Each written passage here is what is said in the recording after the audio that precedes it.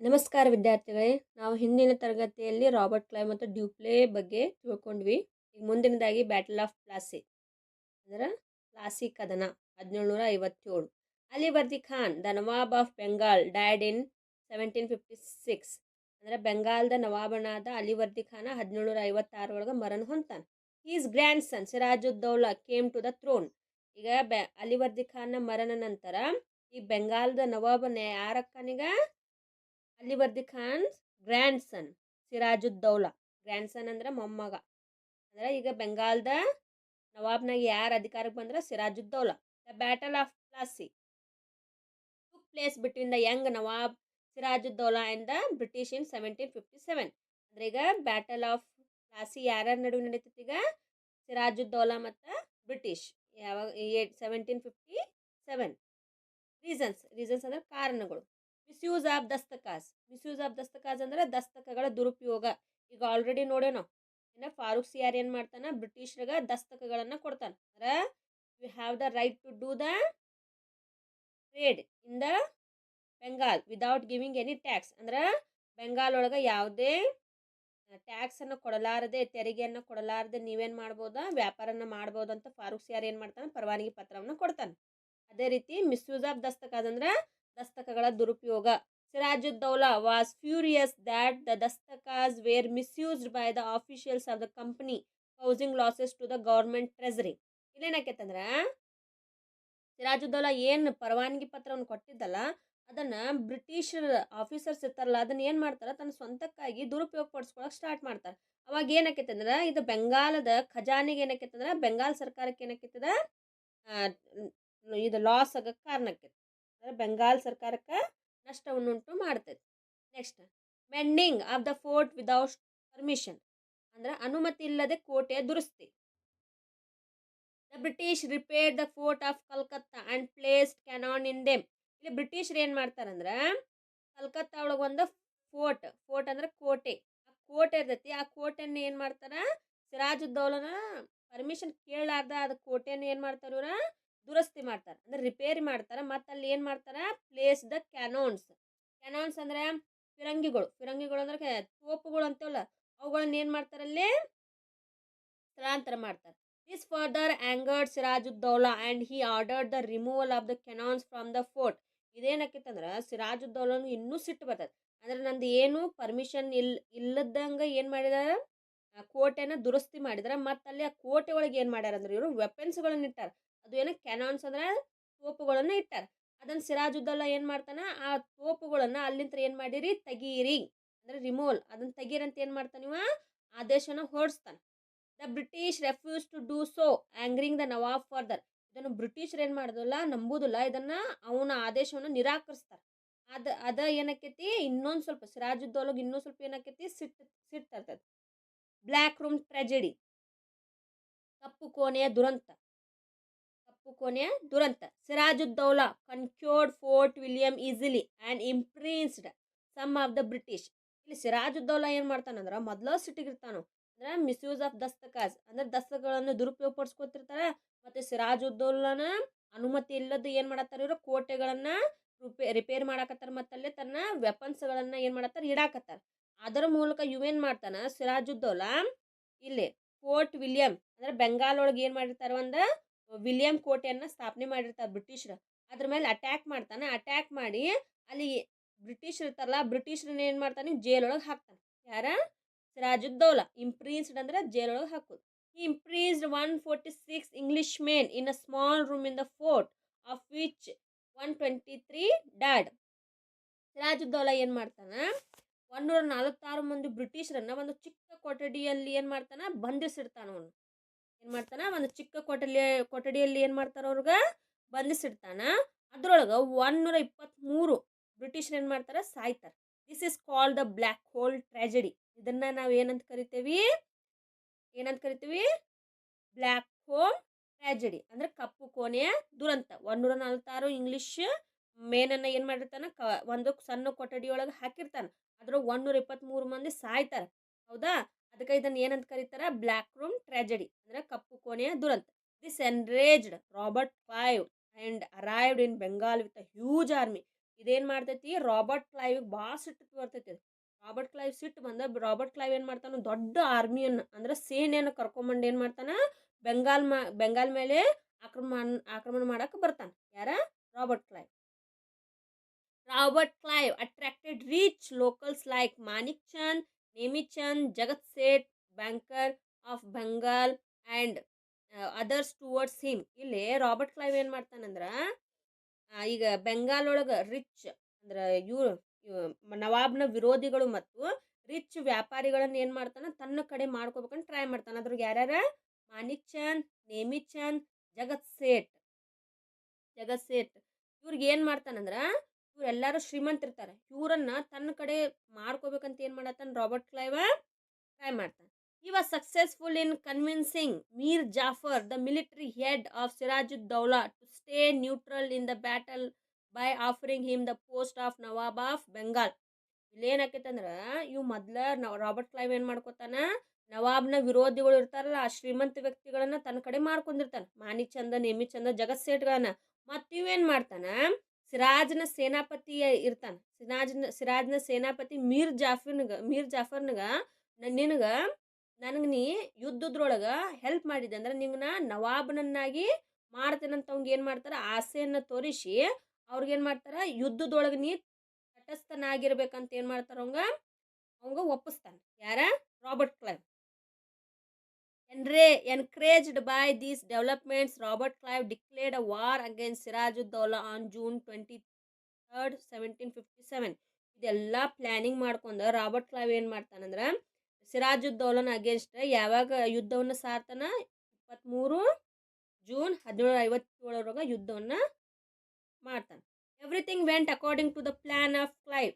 ಆ ಪ್ಲಾಸಿ ವಾರ್ ಒಳಗೆ ಏನು ರಾಬರ್ಟ್ ಕ್ಲೈವ್ ಪ್ಲಾನ್ ಮಾಡಿದ್ದಲ್ಲ ಅದ್ರ ಮೂಲಕನ ಎಲ್ಲ ಏನಕ್ಕೈತಿ, ಘಟನೆಗಳು ನಡೀತಾವ. Sirajuddaula who tried to escape from the battlefield was captured and killed. But ಇಲ್ಲಿ ಏನಕ್ಕೈತೆ ಅಂದ್ರೆ ಸಿರಾಜುದ್ದೌಲನ್ಗೆ ಏನು ಮಾಡ್ತಾರೆ, ಯಾರು ಸಪೋರ್ಟ್ ಮಾಡಕ್ಕೆ ಹೋಗೋದಿಲ್ಲ. ಅದ್ರೊಳಗೆ ಅವ್ನ ಸೇನಾಪತಿಯಾದ ಮೀರ್ ಜಾಫರ್ನು ಏನು ಮಾಡ್ಬಿಡ್ತಾನ, ಅವಂಗ ಮೋಸ ಮಾಡಿಬಿಡ್ತಾನೆ. ಅಂಥ ಟೈಮ್ನಾಗ ಸಿರಾಜುದ್ದೌಲಾ ಏನು ಮಾಡ್ತಾನೆ, ಆ ಯುದ್ಧದ ಸಂದರ್ಭದೊಳಗೆ ಆ ಬ್ಯಾಟಲ್ ಫೀಲ್ಡ್ ಇರ್ತೈತಲ್ಲ ಅದಲ್ಲಿಂತ್ರ ತಪ್ಪಿಸ್ಕೊಂಡು ಓಡ್ಬೇಕಂತ ಟ್ರೈ ಮಾಡ್ತಾನೆ.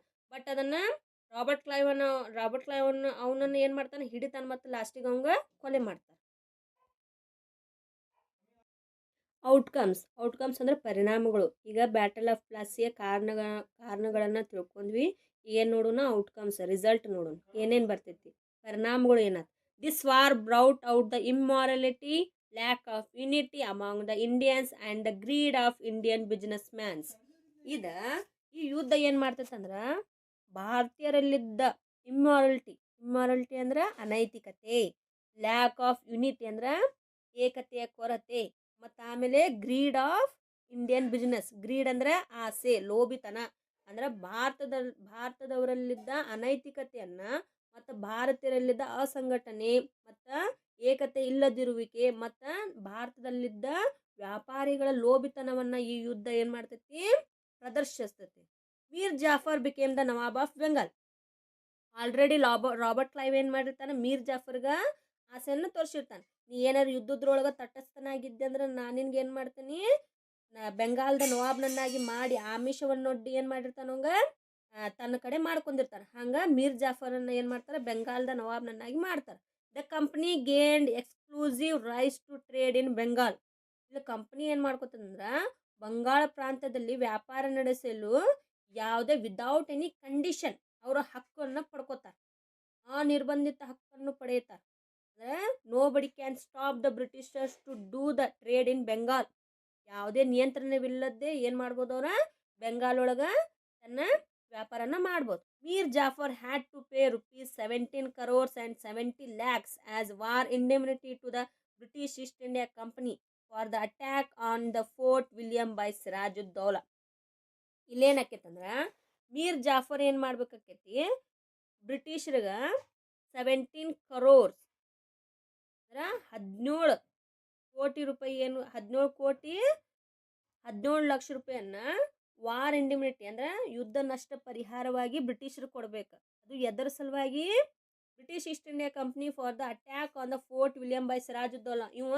ಸಿರಾಜುದ್ದೌಲನ್ ಕೂಟ ಬ್ರಿಟಿಷರ ಫೋರ್ಟ್ ವಿಲಿಯಂ ಅಂದ್ರೆ ವಿಲಿಯಂ ಕೋಟೆಯ ಮೇಲೆ ಅಟ್ಯಾಕ್ ಮಾಡಿದ್ದಕ್ಕಾಗಿ ಇವು ಏನು ಮಾಡ್ಬೇಕಾ 17,17,00,000 ರೂಪಾಯಿ ಅಂದರೆ ಯುದ್ಧದ ನಷ್ಟ ಪರಿಹಾರವಾಗಿ ಬ್ರಿಟಿಷರಿಗೆ ನೀಡ್ಬೇಕು. ಯಾರ? ಮೀರ್ ಜಾಫರ್. ಯಾರಿಗೆ? ಬ್ರಿಟಿಷರಿಗೆ. In a shell Mir Jafar became a victim of the company and its employees. ಇಲ್ಲೇನಾಕೈತಂದ್ರೆ ಮೀರ್ ಜಾಫರ್ ಇಲ್ಲೇ ವಿಕ್ಟಿಮ್ ಅಕ್ಕನ್. ವಿಕ್ಟಿಮ್ ಅಂದ್ರೆ ಕೈಗೊಂಬೆ. ಯಾರ ಕೈಗೊಂಬೆ ಆಗಿ ಪರಿವರ್ತನೆ ಆದಿವ? ಕಂಪನಿ ಅಂದರೆ ಬ್ರಿಟಿಷ್ ಮತ್ತು ಬ್ರಿಟಿಷ್ ಈಸ್ಟ್ ಇಂಡಿಯಾ ಕಂಪನಿಯ ನೌಕರರಿಗೆ ಮೀರ್ ಜಾಫರ್ ಎಂಬ ಕೈಗೊಂಬೆ ಆದೀಗ. Next, even though the treasury went bankrupt due to this greedy nature, the greediness of the company and its officials was never satisfied. ಇಲ್ಲೇನಾತಂದ್ರೆ ಏನು ಮೊದಲ ಮೀರ್ ಜಾಫರ ಬ್ರಿಟಿಷರೊಂದಿಗೆ ಏನು ಮಾಡ್ಕೊಂಡಿದ್ದ? ಒಪ್ಪಂದ ಮಾಡ್ಕೊಂಡಿದ್ದ. ಈಗ ಬ್ರಿಟಿಷರು ಏನು ಹೇಳ್ತಾರೆ ಅದ ಮಾಡಬೇಕು. ಯಾರ?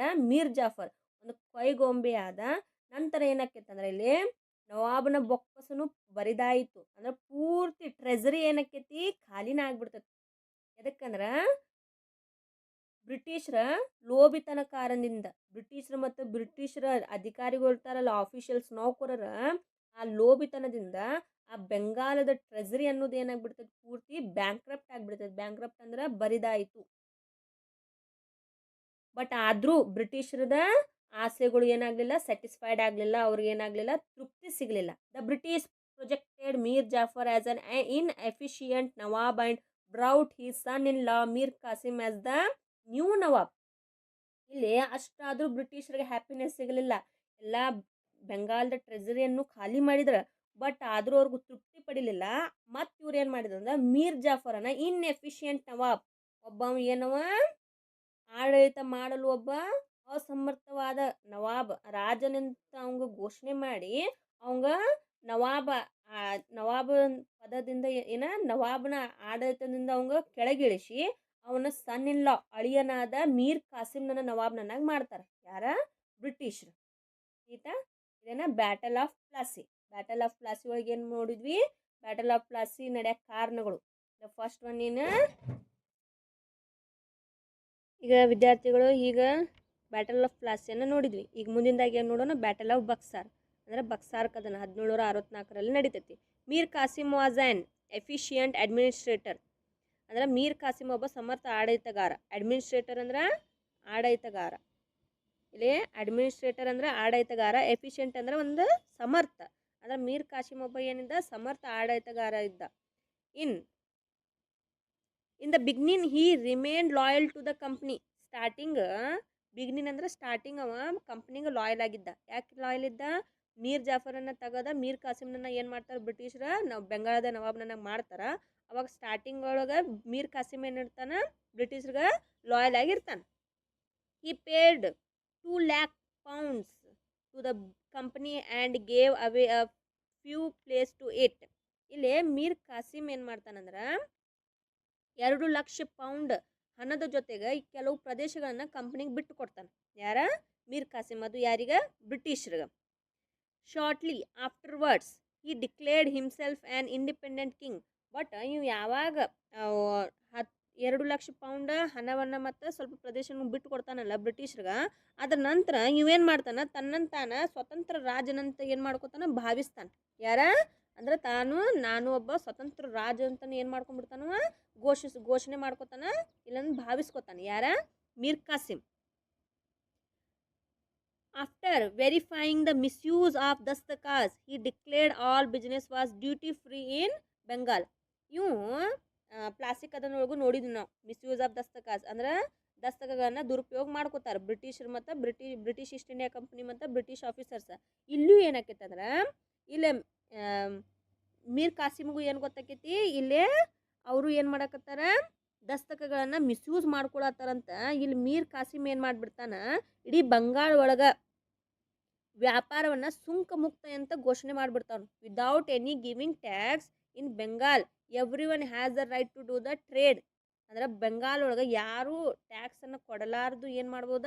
ಮುಕ್ತವಾಗಿ ಅವರು ವ್ಯಾಪಾರವನ್ನು ಮಾಡ್ಬೋದು ಅಂತ ಏನು ಮಾಡಿಬಿಡ್ತಾನೆ? ಘೋಷಣೆ ಮಾಡ್ಕೊಂಡ್ಬಿಡ್ತಾನೆ. ಯಾರ? ಮೀರ್ ಕಾಸಿಮ್. ಇದ ಮೇನ್ ಕಾರಣಕ್ಕೈತೆ ಬ್ಯಾಟಲ್ ಆಫ್ ಬಕ್ಸಾರಿಗೆ. The Mir Kasim declared all business was duty free in Bengal ಒಳಗೆ ಎಲ್ಲ ವ್ಯಾಪಾರವೇನ ಸುಂಕ ಮುಕ್ತ ಅಂತ ಯಾರು ಘೋಷಣೆ ಮಾಡ್ತಾರ? Mir Kasim. Indians competed against the British in all spheres of business. ಇದರಿಂದ ಏನಾಕೈತಂದ್ರೆ ಭಾರತೀಯರು ಸಹ ಏನು ಮಾಡ್ತಾರೆ, ಸುಂಕವಿಲ್ಲದ ವ್ಯಾಪಾರ ನಡೆಸುವ ಮೂಲಕ ಬ್ರಿಟಿಷರೊಡನೆ ಸ್ಪರ್ಧೆಗಿಳಿತಾರೆ ಇವರು. ಕಾಂಪಿಟೇಷನ್ ನಡೀತೈತೆ ಅಲ್ಲಿ ಬ್ರಿಟಿಷ್ ಮತ್ತು ಇಂಡಿಯಾದ ವ್ಯಾಪಾರಿಗಳ ನಡುವೆ ಏನಾಕೈತಿ, ಕಾಂಪಿಟೇಷನ್ ನಡೀತೈತಿ ಎಲ್ಲ ಕ್ಷೇತ್ರದೊಳಗೆ. As a result the British trade suffered considerably. ಇದ್ರ ಪರಿಣಾಮವಾಗಿ ಏನಾಕೈತೆ ಅಂದ್ರೆ ಇಲ್ಲಿ ಬ್ರಿಟಿಷರ ವ್ಯಾಪಾರಕ್ಕೆ ಭಾರಿ ಹೊಡೆತ ಬೀಳ್ತತಿಲ್ಲ. ಅಂದ್ರೆ ಅವರು ವ್ಯಾಪಾರ ಒಳಗೆ ನಷ್ಟ ಅನುಭವಿಸ್ತಾರೆ. ಅಂದ್ರೆ ಮೊದ್ಲು ಅಷ್ಟ ವಿದೌಟ್ ಎನಿ ಗಿವಿಂಗ್ ಟ್ಯಾಕ್ಸ್, ಅಂದ್ರೆ ಏನೋ ಟ್ಯಾಕ್ಸ್ ಕೊಡಲಾರ್ದ ವ್ಯಾಪಾರವನ್ನು ಮಾಡ್ತಿದ್ರು. ಬಟ್ ಮೀರ್ ಕಾಸಿಮ್ ಎಲ್ಲರಿಗೂ ಈ ಅವಕಾಶವನ್ನು ಕೊಟ್ಟಲ್ಲ. ಆದ ಕಾರಣ ಇವ್ರಿಗೆ ಕಾಂಪಿಟೇಷನ್ ಸ್ಟಾರ್ಟ್ ಆಯ್ತು ಎದ್ರೊಳಗೆ, ವ್ಯಾಪಾರದ್ರೊಳಗೆ. ಅದಕ್ಕೆ ಏನಾಯ್ತ, ಬ್ರಿಟಿಷರಿಗೆ ತನ್ನ ವ್ಯಾಪಾರದಲ್ಲಿ ಏನಾಗಕತ್ತಿಲ್ಲ, ಲಾಸ್ ಆಗಕತ್ತ. This was enough for the British to oppose the nawab. ಇದಿಷ್ಟ ಸಾಕಾಗಿತ್ತು. ಅಂದ್ರೆ ಇದಿಷ್ಟ ರೀಸನ್ ಏನಿತ್ತಂದ್ರೆ ಬ್ರಿಟಿಷರ ನವಾಬನಿಗೆ ವಿರೋಧಿಸ್ಲಿಕ್ಕೆ. They brought in Mir Jafar again and dethroned Mir Kasim. ಇಲ್ಲಿ ಬ್ರಿಟಿಷರು ಮತ್ತೆ ಏನು ಮಾಡಿದ್ರು ಅಂದ್ರೆ ಮೀರ್ ಕಾಸಿಮನ್ನು ತೆಗೆದೊಗದ್ರ ಮತ್ತು ಮೀರ್ ಜಾಫರನ್ನು ನವಾಬ್ನನ್ನಾಗಿ ಮಾಡಿದ್ರು. As a Mir Kasim knew the cunningness. ಇಲ್ಲಿ ಏನಾಕೈತಂದ್ರೆ ನೋಡ್ರಿ, as Mir Kasim knew the cunningness of the British he went for an organised war against them. ಅಂದ್ರೆ ಇಲ್ಲಿ ಮೀರ್ ಕಾಸಿಮ್ಗೆ ಏನು ಗೊತ್ತಾಕೈತೆ, ಕನ್ನಿಂಗ್ನೆಸ್ ಅಂದ್ರೆ ಏನಿಲ್ಲ, ಬ್ರಿಟಿಷರ ಕುಟಿಲತನವನ್ನು ಗೊತ್ತಾಕೈತೆ ಅವ್ರಿಗೆ. ಯಾರೀಗ? ಮೀರ್ ಕಾಸಿಮ್. ನನಗೆ ಬ್ರಿಟಿಷರು ಎಷ್ಟು ಚಾಲಾಕ್ ಅದಾರ, ಎಷ್ಟು ಕುಟಿಲ ಅದಾರ ಅಂತ ಗೊತ್ತಾಗಿ ಇವೇನು ಮಾಡ್ತಾನಂದ್ರೆ ಒಂದು ಕಂಬೈನ್ಡ್ ಫೋರ್ಸಸ್ ಅಂದ್ರೆ ಒಂದು ಸಂಘಟನಾತ್ಮಕ ಹೋರಾಟಕ್ಕಾಗಿ ಏನು ಮಾಡ್ತಾನಿವ,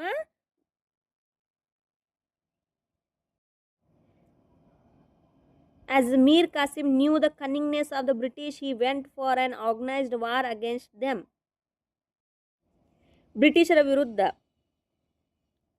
ಬ್ರಿಟಿಷರ ಕುಟಿಲತೆಯನ್ನೆಲ್ಲ ಅರಿತಿದ್ದ ಮೀರ್ ಕಾಸಿಮ್ ಬ್ರಿಟಿಷರ ವಿರುದ್ಧ ಸಂಘಟನಾತ್ಮಕ ಹೋರಾಟಕ್ಕೆ ಮುಂದಾದನು. Mir Kasim entered in to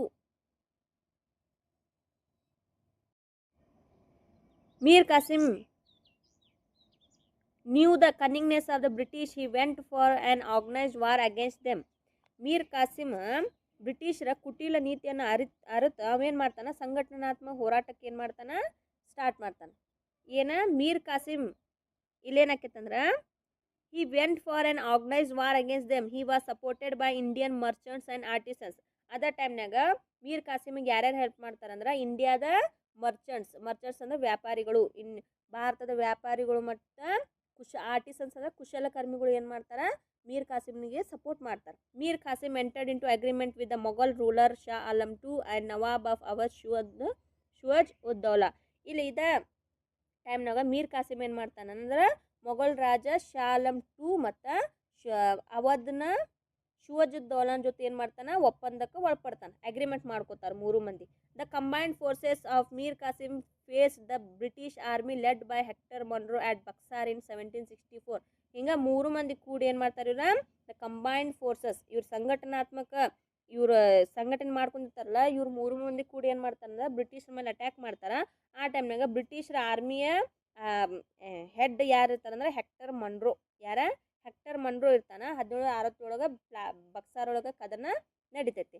Mir Kasim was defeated and ran away from the battlefield. Mir Kasim ಸೋಲ್ತಾನೆ ಮತ್ತು ಆ ಬ್ಯಾಟಲ್ ಫೀಲ್ಡ್ ಯುದ್ಧದ ಮೈದಾನಲಿಂತ್ರ ಏನು ಮಾಡ್ತಾನೆ, ಹೋಗ್ಬಿಡ್ತಾನೆ. ಮೀರ್ ಕಾಸಿಮ್. Shah Alam II surrendered. ಮೊಘಲ್ ರಾಜ ಶಾ ಆಲಂ II ಏನು ಮಾಡ್ತಾನೆ, ಬ್ರಿಟಿಷರಿಗೆ ಸರೆಂಡರ್ ಆಗ್ತಾನೆ. The efforts of the combined forces to stop the British failed miserably. ಇಲ್ಲೇನಾಕೈತಂದ್ರೆ ಏನು ಮೂರು ಮಂದಿ ಕೂಡಿ ಸಂಘಟನಾತ್ಮಕವಾಗಿ ಬ್ರಿಟಿಷರನ್ನ ಸೋಲಿಸ್ಬೇಕಂತ ಏನು ಪ್ರಯತ್ನ ಪಟ್ರಲ್ಲ, ಅದೇನಾಕೈತಂದ್ರೆ ಒಂದು ಅವಮಾನಕರವಾಗಿ ಏನು ಮಾಡ್ತಾರವ್ರ, ಸೋಲ್ತಾರೆ. ಪೂರ್ತಿಯಾಗಿ ಏನಾಕೈತಿ, ಆ ಬ್ಯಾಟಲ್ ಆಫ್ ಬಕ್ಸಾರ್ ಒಳಗೆ ಮೂರು ಮಂದಿ ಏನು ಮಾಡ್ತಾರೆ, ಶಾ ಆಲಂ II, ಮೀರ್ ಕಾಸಿಮ್ ಮತ್ತು ಶುವಜುದ್ದೌಲಾ ಸೋಲ್ತಾರ ಮತ್ತು ಸಂಪೂರ್ಣವಾಗಿ ಏನು ಮಾಡ್ತಾರೆ, ಬ್ರಿಟಿಷರಿಗೆ ಶರಣಾಗತಿ ಆಗ್ತಾರೆ. ಔಟ್ಕಮ್ಸ್ ಅಂದ್ರೆ ಪರಿಣಾಮಗಳನ್ನು ನೋಡೋಣ. Shah Alam II accorded the diwani right over Bengal to the British East India company. ಇಲ್ಲಿ ಶಾ ಆಲಂ II ಏನು ಮಾಡ್ತಾನಂದ್ರೆ ಬ್ರಿಟಿಷ್ ಈಸ್ಟ್ ಇಂಡಿಯಾ ಕಂಪ್ನಿಗೆ ಬಂಗಾಳದ ಮೇಲಿನ ದಿವಾನಿ ಹಕ್ಕನ್ನು ಏನು ಮಾಡ್ತಾನೆ, ಶಾಲಂ ಟು ಬ್ರಿಟಿಷರಿಗೆ ಕೊಟ್ಟು ಬಿಡ್ತಾನೆ. ಅಂದ್ರೆ Shah Alam two accord the diwani rights over Bengal to the British East India company. ಏನು ಬೆಂಗಾಲ್ದ ದಿವಾನಿ ಹಕ್ಕಿತ್ತಲ್ಲ, ಶಾಲಂ ಟು ಅದನ್ನು ಬ್ರಿಟಿಷರಿಗೆ ಕೊಟ್ಟು ಬಿಡ್ತಾನೆ. Shah Alam two gave away all the rights over Bengal to the British for an annual fee of ₹26 lakhs. ಶಾಲಮ ವಾರ್ಷಿಕ 26 ಲಕ್ಷ ರೂಪಾಯಿಗಳನ್ನು ಪಡೆದು ಬಂಗಾಳದ ಮೇಲಿನ ಸಂಪೂರ್ಣ ಹಕ್ಕುಗಳನ್ನೆಲ್ಲ ಬ್ರಿಟಿಷರಿಗೆ ಬಿಟ್ಟು ಕೊಡಬೇಕಾಯಿತು. ಅದು ವಾರ್ಷಿಕ ಎಷ್ಟ? 26 ಲಕ್ಷದ. Shujauddaula the nawab of Awadh had to pay war indemnity of ₹50 lakhs for waging a war against the British East India company. ಮತ್ತು ಶಿವಜುದ್ದೌಲಾಂದ ಏನಕ್ಕಿತ್ತಂದ್ರೆ ಇಲ್ಲಿ ಕಂಪ್ನಿಗೆ ಯುದ್ಧ ನಷ್ಟದ ಪರಿಹಾರವಾಗಿ ಅವು 50 ಲಕ್ಷ ರೂಪಾಯಿಗಳನ್ನು ಕೊಡಬೇಕಾಯ್ತು. ಯಾರ? ಶಿವಜುದ್ದೌಲಾ. ಇಲ್ಲಿ ವಾರ್ ಇಂಡಿಮ್ನಿಟಿ ಅಂದ್ರೆ ಯುದ್ಧದ ನಷ್ಟ. ವಾರ್ ಇಂಡಿಮ್ನಿಟಿ ಅಂದ್ರೆ ಯುದ್ಧದ ನಷ್ಟ. ಯುದ್ಧದ್ರಾಗ ಮಾಡಿದ್ದು ಏನೇನು ನಷ್ಟ ಆಗಿತ್ತಲ್ಲ ಅದ್ರ ಪರವಾಗಿ ಅವ 50 ಲಕ್ಷ ರೂಪಾಯಿನ ಕೊಡಬೇಕು. With the death of Mir Jafar the British East India Company paid pension to his son and took over the entire administration of Bengal.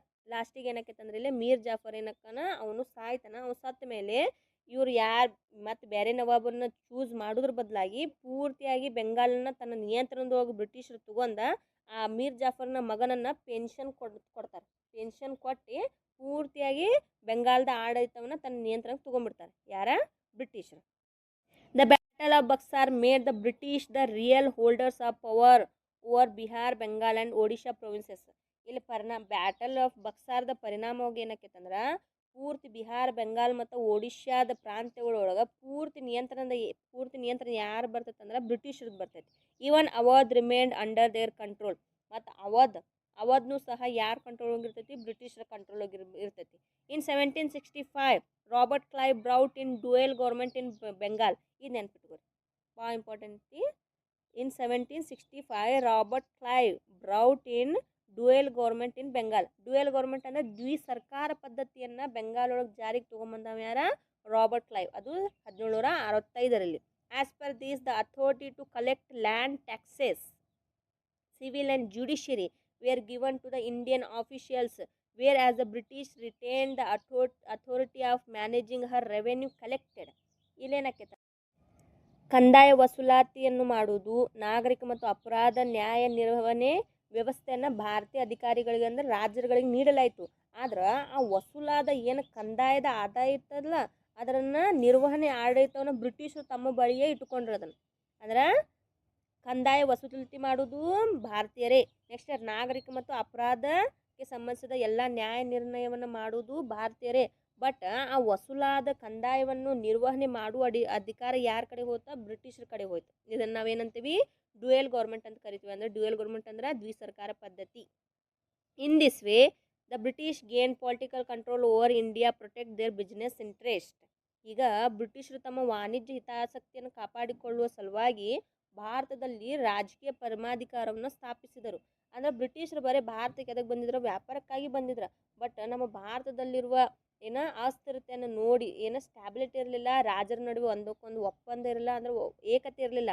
ಅದನ್ನೆಲ್ಲ ನೋಡಿ ಬ್ರಿಟಿಷರು ಏನು ಮಾಡ್ತಾರೆ? ಭಾರತದ ಮೇಲೆ ತನ್ನ ಆಡಳಿತವನ್ನು ಸ್ಥಾಪನೆ ಮಾಡ್ಬೋದು, ಸಾರ್ವಭೌಮತ್ವವನ್ನು ಸ್ಥಾಪನೆ ಮಾಡಿ ಆ ಭಾರತವನ್ನು ಏನು ಮಾಡ್ಬೋದು? ತನ್ನ ಕಂಟ್ರೋಲಿಗೆ ತರ್ಬೋದು ಅಂತ ಏನು ಆತವ್ರಿಗೆ ನಂಬಿಕೆ ಬಂದ ಮೇಲೆ ಆಟೋಮೆಟಿಕ್ಲಿ ಏನು ಮಾಡಿದವ್ರು? ಪೂರ್ತಿ ಭಾರತವನ್ನು ತನ್ನ ಕಂಟ್ರೋಲಿಗೆ ತೊಗೊಂಡ್ರು ಅವರು. ಯಾರ? ಬ್ರಿಟಿಷರು. ಅದರೊಳಗೆ ಬ್ಯಾಟಲ್ ಆಫ್ ಪ್ಲಾಸಿ ಮತ್ತು ಬ್ಯಾಟಲ್ ಆಫ್ ಬಕ್ಸಾರ ಮೇನ್ ಇಂಪಾರ್ಟೆಂಟ್. ಇದ್ರ ಮೂಲಕನ ಬ್ರಿಟಿಷರು ಏನು ಮಾಡ್ತಾರೆ? ಪೂರ್ತಿ ಬೆಂಗಾಲ್ ಒಳಗೆ ಏನು ಮಾಡ್ತಾರೆ? ತನ್ನ ಆಡಳಿತವನ್ನು ನಿರ್ಮಾಣ ಮಾಡ್ತಾರೆ. Know this 1600 the British East India company was established in England. 1600 British East India company England ಒಳಗೆ ಸ್ಥಾಪನೆ ಆಕೈತಿ. ನೆನಪಿಟ್ಕೋರೆ. 1602 1602 the Dutch East India company was established. 1602 ಒಳಗೆ Dutch East India company start ಆಕೈತಿ.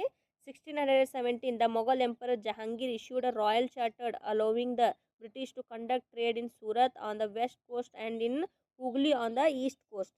ಇಲ್ಲಿ 1617ರಲ್ಲಿ ಮೊಘಲ್ ಚಕ್ರವರ್ತಿ ಜಹಾಂಗೀರ್ ಈಸ್ಟ್ ಇಂಡಿಯಾ ಕಂಪನಿಗೆ ಪಶ್ಚಿಮ ಕರಾವಳಿಯ ಸೂರತ್ನಲ್ಲಿ ಹಾಗೂ ಪೂರ್ವ ಕರಾವಳಿಯ ಹೂಗ್ನಿಯಲ್ಲಿ ವ್ಯಾಪಾರ ಮಾಡಲು ಅನುಮತಿ ನೀಡ್ತಾನೆ. ಸೂರತ್ ಹೋಗು ಮಾಡ್ಬೋದಾ. ನೆಕ್ಸ್ಟ್ ಪೂರ್ವ ಮತ್ತು ಪಶ್ಚಿಮ ಕರಾವಳಿಯಲ್ಲೂ ಅವ್ರಿಗೆ ಏನು ಮಾಡ್ತಾರೆ? ವ್ಯಾಪಾರ ಮಾಡಲು ಜಹಾಂಗೀರ್ ಅವ್ರಿಗೆ ಅನುಮತಿಯನ್ನು ನೀಡ್ತಾನೆ. 1628 Portuguese East India company was established. 1628 ಒಳಗೆ Portuguese East India company start ಆಕೈತಿ. 1639 the English establish their first warehouse in Surat. 1639 ಈ ಬ್ರಿಟಿಷರು ತನ್ನ ಫಸ್ಟ್ ವೇರ್ ಹೌಸ್ ಅಂದ್ರೆ ಕಂಪ್ನಿ ಅನ್ನ ಎಲ್ಲಿ ಸ್ಟಾರ್ಟ್ ಮಾಡ್ತಾರೆ, ಸೂರತ್ ಒಳಗೆ ಸ್ಟಾರ್ಟ್ ಮಾಡ್ತಾರೆ. 1664 1664 the French East India company was establish. 1664 ಒಳಗೆ French East India company start ಆಕೈತಿ. ಹಾಗಾದ್ರೆ ವಿದ್ಯಾರ್ಥಿಗಳೇ, ಇವತ್ತಿಗೆ ಏನಕ್ಕೈತಿ ನಿಮ್ದು ಈ 1ನೇ ಪಾಠ the adventure of Europeans to India ಏನಕ್ಕೈತಿ ಫಿನಿಶ್ ಆಕೈತಿ. ನಿಮ್ಗೆ ಏನಾರು ಡೌಟ್ ಇದ್ದಂದ್ರೂ ನೀವು ಕಮೆಂಟ್ ಮಾಡ್ಬೋದು. ಮತ್ತು ನಿಮ್ಮ ಏನಾರು ಅಭಿಪ್ರಾಯ ಇದ್ದರೂ ಕಮೆಂಟ್ ಮಾಡಿ ನಂಗೆ ತಿಳಿಸ್ಬೋದು. ಹೀಗೆ ನಿಮ್ಮ ಮೊದಲನೇ ಚಾಪ್ಟರ್ ಏನಕ್ಕೈತಿ ಫಿನಿಶ್ ಆಕೈತಿ. ಈಗ ಮತ್ತು ಮುಂದಿನ ವಿಡಿಯೋದಾಗ ಏನು ಮಾಡೋಣ, ನೆಕ್ಸ್ಟ್ ಚಾಪ್ಟರನ್ನು ಕಲ್ಕೊಂಡು. Thank you.